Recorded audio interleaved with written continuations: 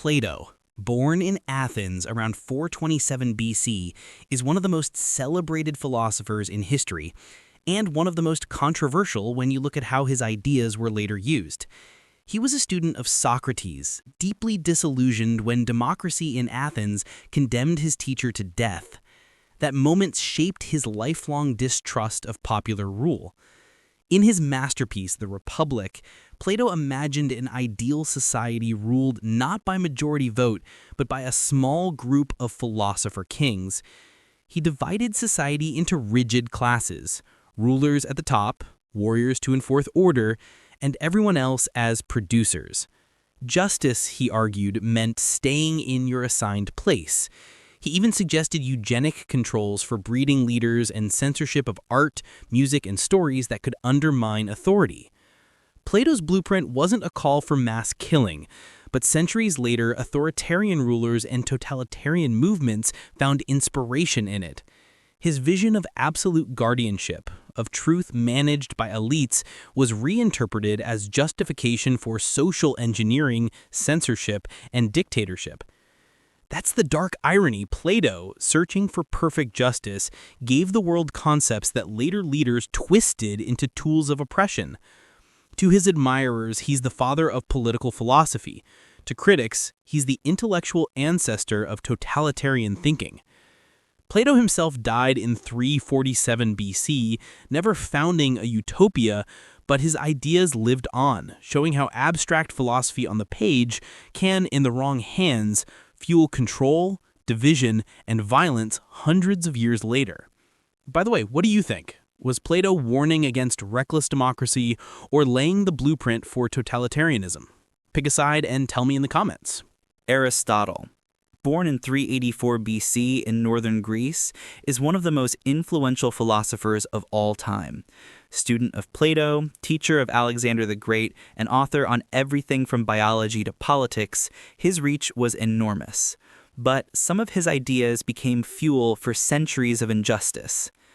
In his Politics, Aristotle coined the idea of natural slavery.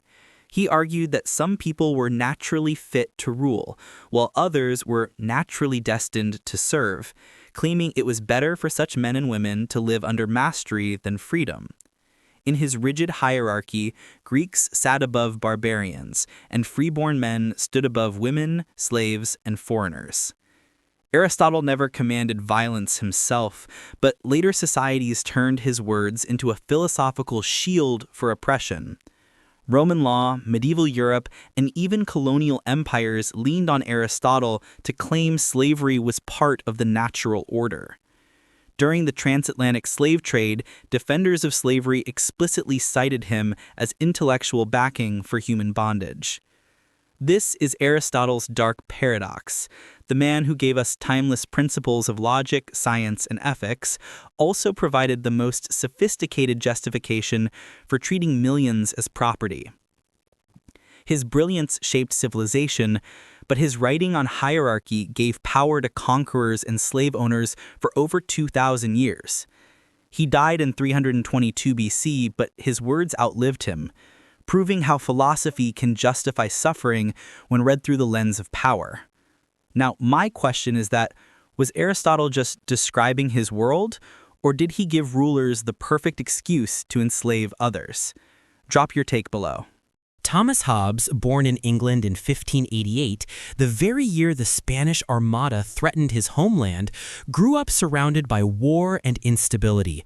That chaos drove his dark view of human nature. In his book Leviathan, 1651, Hobbes famously described life without government as solitary, poor, nasty, brutish, and short. He believed humans left alone would tear each other apart in a constant war of all against all. The only solution, he said, was to hand over near absolute power to a sovereign ruler, a Leviathan, who could impose peace through force.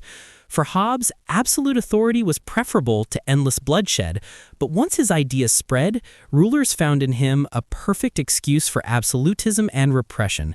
Kings and strongmen could cite Hobbes as proof their unchecked power was necessary. His philosophy became a foundation for arguments that justified crushing liberty in the name of order.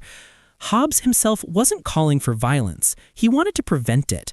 But by framing humans as hopelessly violent unless dominated, his theory made authoritarian states look like the natural solution.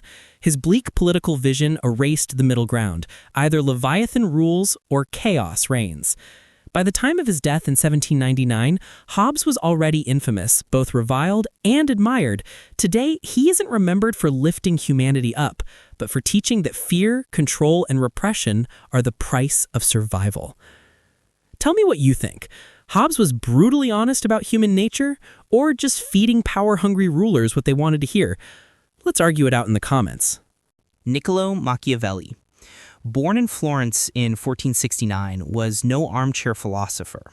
He lived in the chaos of Renaissance Italy, war, betrayal, and dueling city-states. Out of that turbulence came The Prince, a book that would brand him forever as the teacher of political ruthlessness. In The Prince, Machiavelli stripped politics of morality. He advised rulers that it was better to be feared than loved, that deception was often more useful than honesty, and that violence, when calculated, was a legitimate tool of statecraft. This cold realism earned him the reputation that gave us the word Machiavellian. Machiavelli himself wasn't calling for random cruelty. What he offered was survival advice for weak rulers in a brutal world. But once unleashed, his motto, "The ends justify the means," became the handbook for conquerors, dictators, and manipulators for centuries. From autocratic kings in Europe to modern-day dictators, leaders have leaned on Machiavelli to excuse censorship, assassinations, and endless propaganda, always claiming it was for stability. That's the dark legacy. Political science born in honesty about power also became the intellectual weapon of the ruthless. By the way, what do you think? Was Machiavelli just brutally honest about politics, or did he hand tyrants their cheat sheet? Let's debate it below. Jean-Jacques Rousseau, born in Geneva in 1712, helped ignite the Age of Revolutions. His radical message? That sovereignty belongs not to kings or elites, but to the people collectively, in something he called the general will. In works like The Social Contract, Rousseau argued that true freedom meant obedience to laws we impose on ourselves as a society. Sounds democratic, but his general will wasn't just majority rule. It was an abstract moral authority that individuals could be forced to obey, even against their will. Less than 2 decades after his death, Rousseau's ideas fueled the French Revolution. At first, it promised liberty, equality, fraternity, but soon leaders interpreted general will as justification to crush dissent. The revolution slid into the reign of terror, mass arrests, show trials, and thousands executed by guillotine, all in the name of the people. Rousseau himself never called for mass bloodshed, but his abstract vision of collective unity, with no room for outsiders, handed revolutionaries the moral shield they needed to kill in order to save democracy. The paradox is clear. Rousseau dreamed of harmony, yet his dream was twisted into a nightmare of terror. The question arises, was Rousseau the true father of democracy, or the philosopher of mobs and guillotines? Sound off in the comments. Karl Marx, born in 1818 in Germany, promised a vision of liberation but left behind one of the most violent legacies in history. Co-author of the Communist Manifesto and writer of Das Kapital, Marx argued that all history is a struggle between oppressors and oppressed. He predicted that the working class would eventually overthrow capitalism in a violent revolution, creating a classless society. Marx saw conflict as unavoidable. He openly declared that ruling classes would never give up power peacefully. They could only be toppled through force. For him, revolution wasn't a possibility, it was destiny. His words electrified the 19th and 20th centuries, from Lenin and Trotsky in Russia to Mao in China To revolutions in Cuba, Africa, and Asia, leaders used Marxist theories as justification for uprisings, purges, and civil wars. While some sought equality, many regimes built in his name produced terror, famine, and authoritarianism. Tens of millions perished under systems calling themselves Marxist.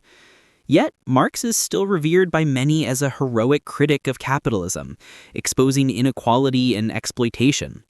His defenders argue he only described structural injustice. Others insist he lit the theoretical fuse for violent revolutions that scarred the world. Marx died in 1883 in London, poor, sick, and far from power. But his words became louder after his death than in life. Tell me your thoughts. Was Marx a prophet of justice, or the philosopher who gave dictators their deadliest script? Drop your verdict. Friedrich Engels, born in 1820 in Germany, is forever tied to Karl Marx as co-author of the Communist Manifesto. While Marx provided much of the theory, Engels sharpened the revolutionary edge. He wasn't shy about saying what Marx sometimes hinted. Violent revolution wasn't just possible, it was inevitable.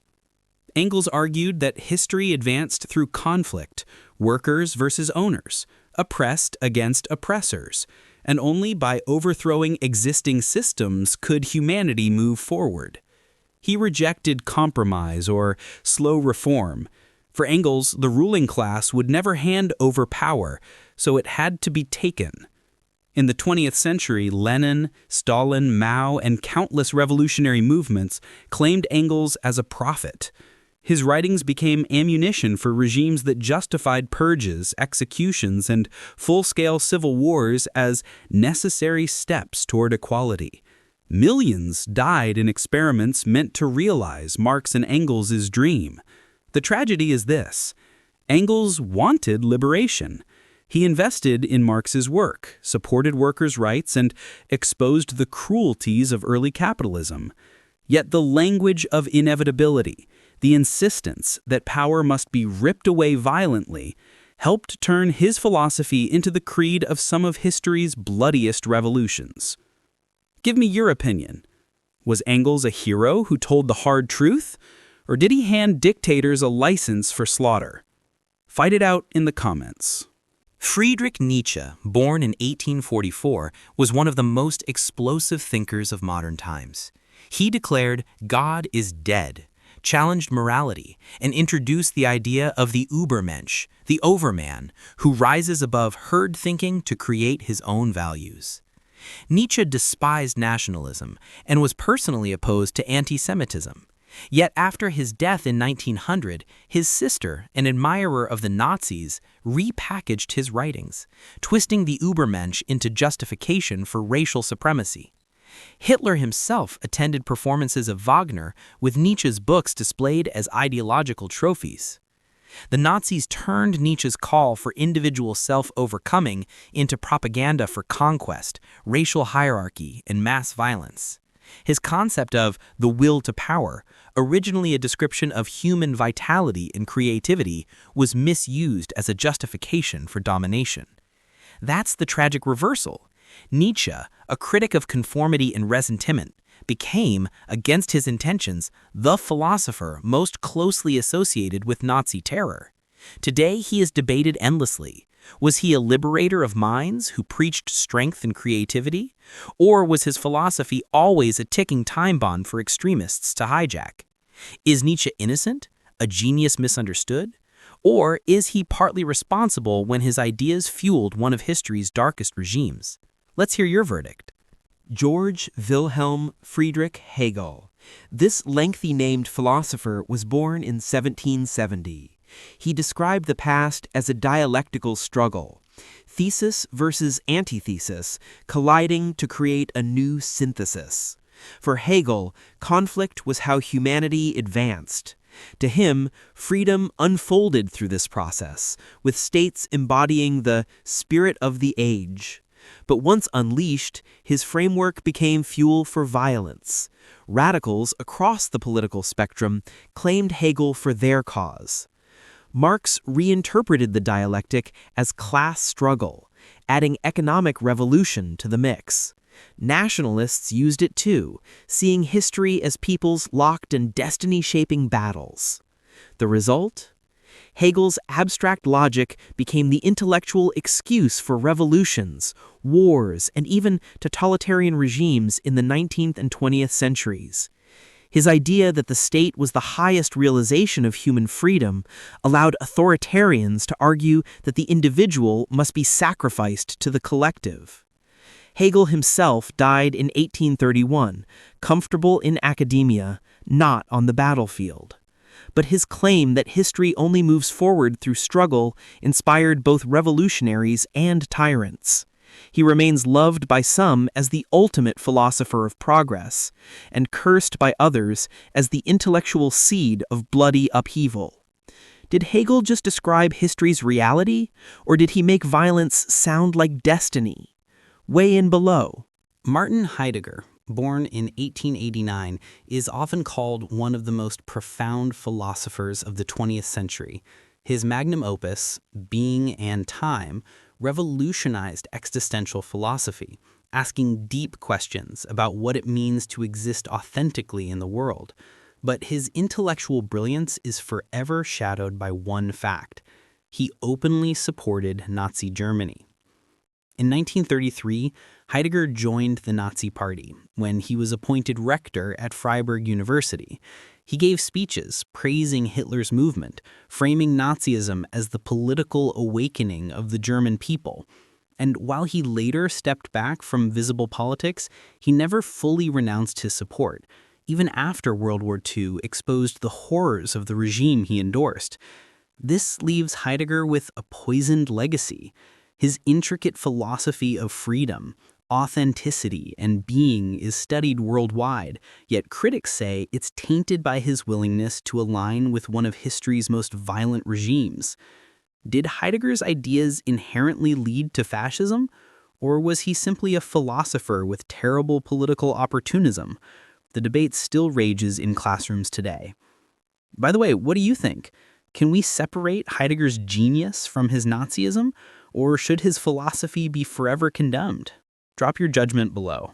Joseph de Maistre, born in 1753 in Savoy, was the ultimate reactionary.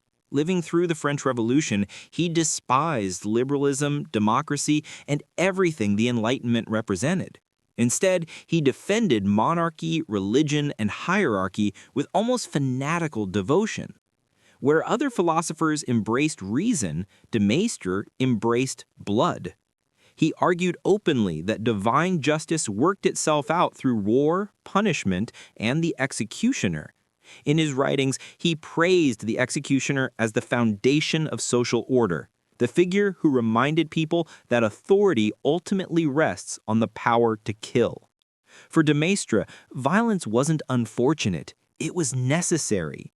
He believed political stability required fear, bloodshed, and unquestioned obedience to the throne and the altar. Unsurprisingly, his ideas became the ideological backbone for counter-revolutionaries and authoritarian monarchists throughout Europe. His defenders call him clear-eyed about humanity's darker nature. His critics call him an apologist for terror and repression. Either way, he stands out as one of the most bluntly pro-violence philosophers in history. Give me your opinion that was de Maistre a prophet of order or just a fanatic who worshipped violence? Argue it out in the comments. Vladimir Lenin, born in 1870 in Russia, turned Marxist theory into revolutionary practice.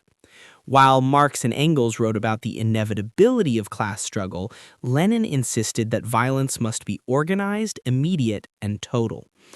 In his works like What Is to Be Done, Lenin argued that a disciplined vanguard party must lead the working class and use violence to smash the state. He rejected gradual reform, openly justifying terror as a tool to destroy the ruling class and build socialism. In 1917, Lenin put his theory into practice during the Russian Revolution.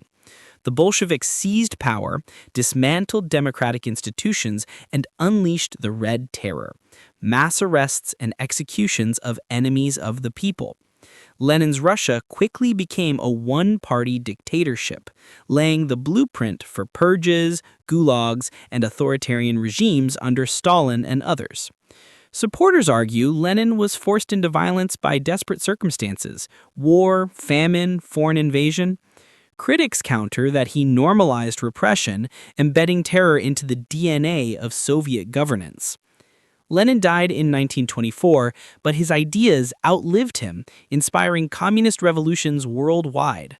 His legacy remains deeply split: visionary leader to some, ideological architect of bloody authoritarianism to others. What do you think? Was Lenin a liberator who used violence as a last resort, or the man who made political terror an acceptable system? Let me know your take.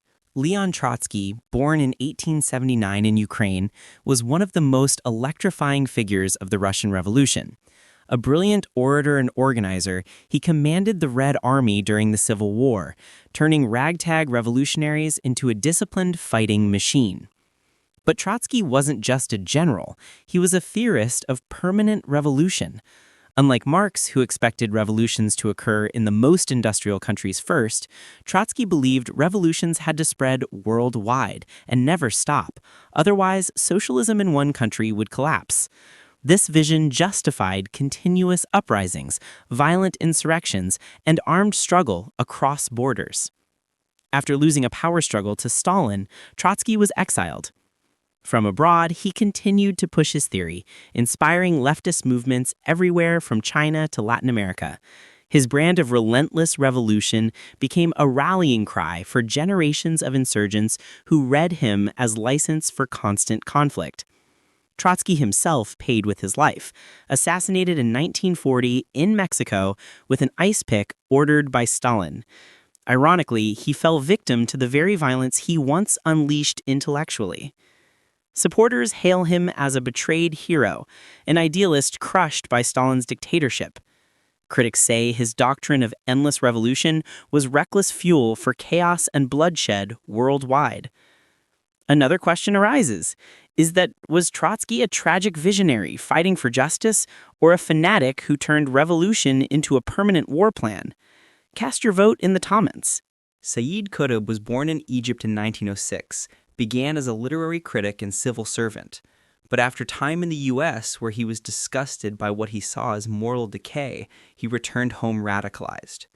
By the 1950s, he joined the Muslim Brotherhood and became one of the most influential Islamist thinkers of the 20th century.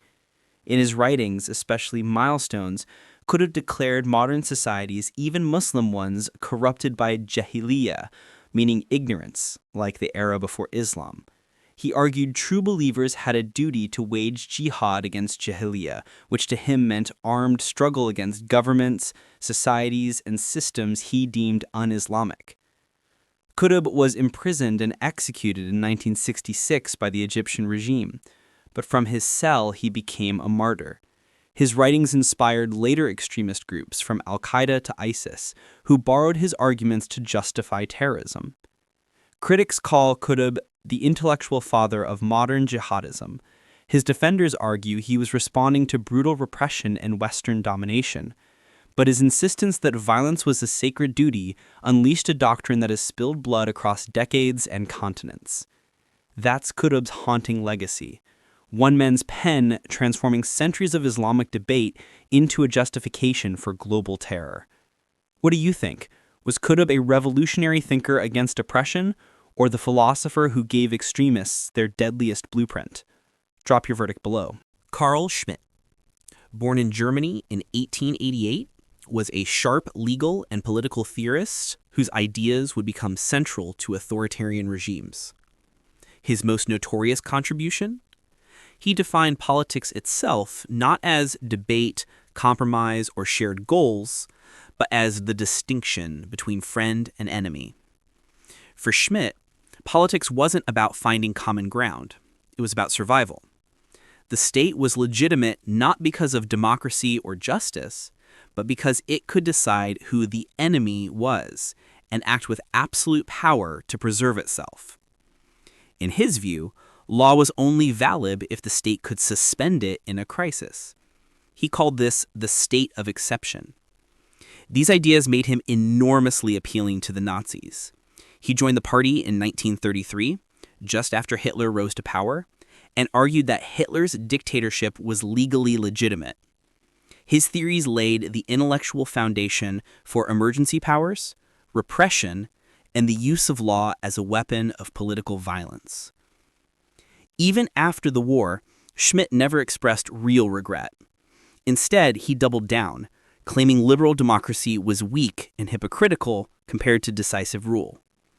Yet, despite his Nazi record, his writings on sovereignty, law, and power are still studied and hotly debated in legal and political theory circles today. Carl Schmitt shows us how abstract philosophy about law can morph into the justification for dictatorship and terror. He remains one of the clearest examples of how scholarship itself can become dangerous. Last question. Was Schmitt just describing politics honestly, or did he help turn Nazi brutality into legitimate law? See you in the comment section.